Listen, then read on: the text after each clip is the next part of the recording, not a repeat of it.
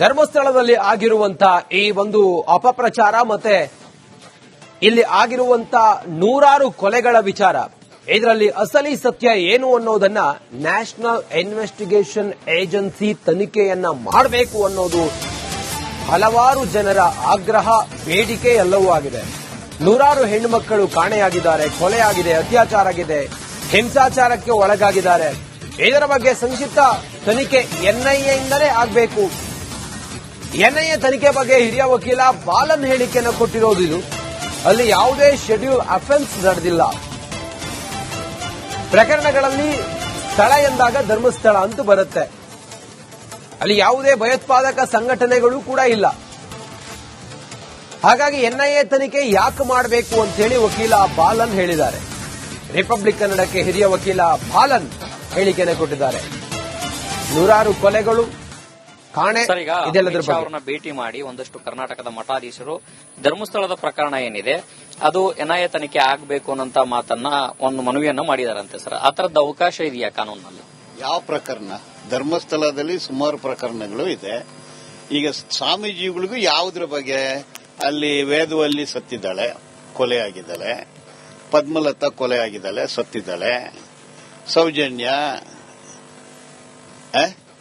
ಸುಮಾರು ನೂರಾರು ಹೆಣ್ಣು ಮಕ್ಕಳು ಕಾಣೆಯಾಗಿದ್ದಾರೆ, ಕೊಲೆ ಆಗಿದ್ದಾರೆ, ಅತ್ಯಾಚಾರ ಹಿಂಸಾಚಾರಕ್ಕೆ ಒಳಪಟ್ಟಿದ್ದಾರೆ. ಇದರ ಬಗ್ಗೆ ಎನ್ಐಎನ, ಯಾವುದ್ರ ಬಗ್ಗೆ ಎನ್ಐಎ ಬೇಕು ಅವ್ರಿಗೆ?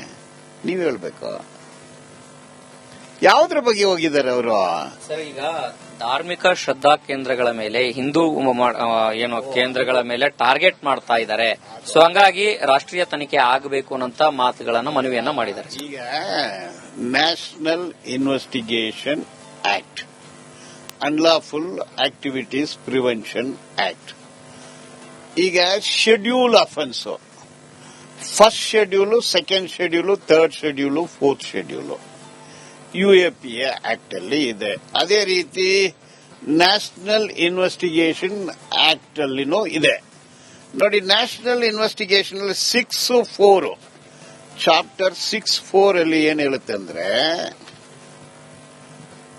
6(4)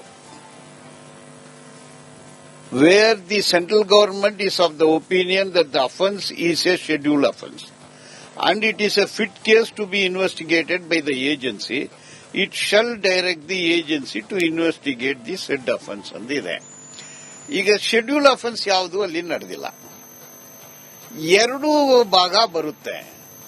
ಒಂದು ನೋಡಿ, ಈಗ ಈ ಸೌಜನ್ಯ ಕೊಲೆ ಪ್ರಕರಣ, ಅದರಲ್ಲಿ ಸ್ಥಳ ಕಾಲಂ ನಂಬರ್ 4 FIR ಅಲ್ಲಿ ಸ್ಥಳ ಧರ್ಮಸ್ಥಳ ಎಂದು ಬರುತ್ತೆ.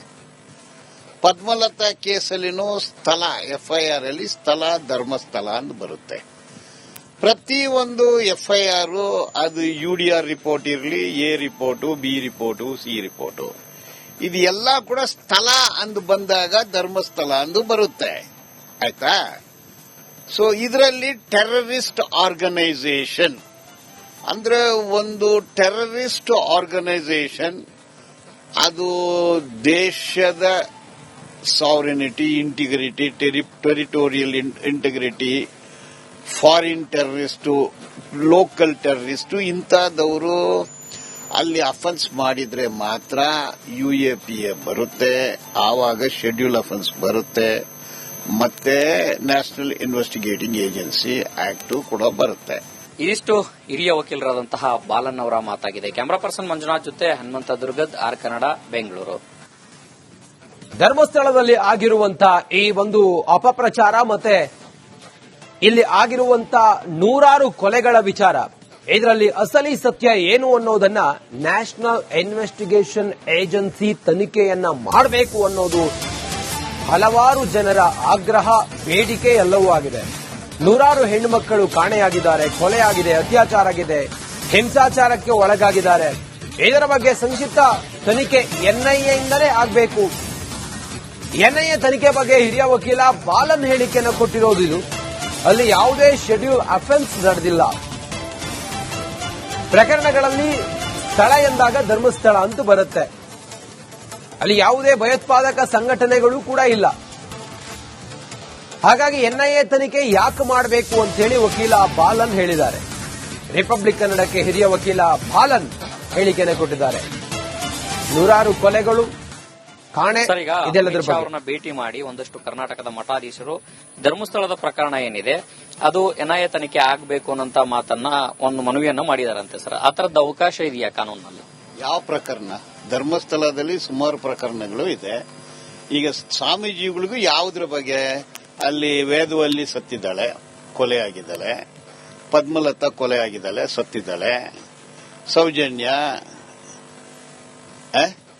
ಸುಮಾರು ನೂರಾರು ಹೆಣ್ಣು ಮಕ್ಕಳು ಕಾಣೆಯಾಗಿದ್ದಾರೆ, ಕೊಲೆ ಆಗಿದ್ದಾರೆ, ಅತ್ಯಾಚಾರ ಹಿಂಸಾಚಾರಕ್ಕೆ ಒಳಪಟ್ಟಿದ್ದಾರೆ.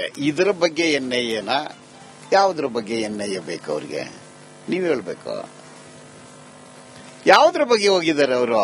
ಸರ್, ಈಗ ಧಾರ್ಮಿಕ ಶ್ರದ್ಧಾ ಕೇಂದ್ರಗಳ ಮೇಲೆ ಹಿಂದೂ ಕೇಂದ್ರಗಳ ಮೇಲೆ ಟಾರ್ಗೆಟ್ ಮಾಡ್ತಾ ಇದ್ದಾರೆ.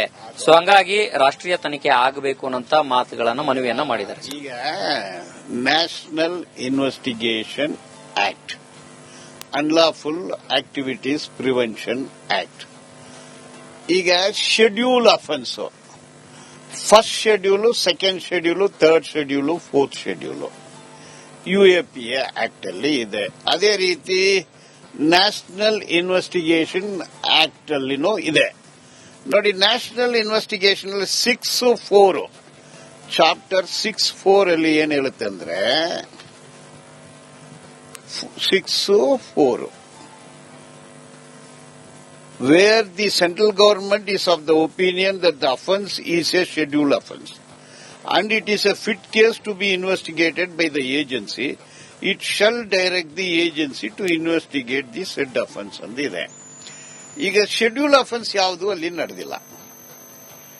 ಎರಡು ಭಾಗ ಬರುತ್ತೆ.